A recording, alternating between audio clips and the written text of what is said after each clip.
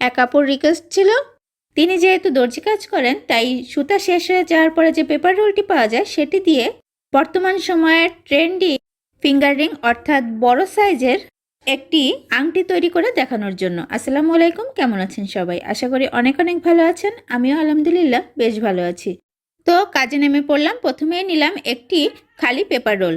Paper রোলটিকে প্রথমে আঠা দিয়ে সুতা পেঁচিয়ে ঢেকে নিয়েছি। আর পেপার রোলটিকে ঢাকতে যে লাল সাদা সুতাটা ব্যবহার করেছি এটি সাধারণত বই খাতা এগুলি ছিঁড়ে গেলে সেলাইয়ের কাজে ব্যবহৃত হয়। এবার মিরর, প্লাস্টিক কড়ি ও কিছু বিটস দিয়ে আমি ডেকোরেশন কাজটা সেরে নিচ্ছি। পুরাতন একটি আংটি বেস ছিল, সেটির উপরেই আঠা দিয়ে সেট করে নিচ্ছি। ব্যাস, খুব সহজে তৈরি হয়ে গেল চমৎকার একটি ট্রেন্ডি ফিঙ্গার রিং। আপনাদের কাছে কেমন লাগলো অবশ্যই জানাবেন। অনেক অনেক ভালো থাকবেন সবাই, আর আমার প্রতি অনেক অনেক দোয়া রাখবেন। আল্লাহ হাফেজ।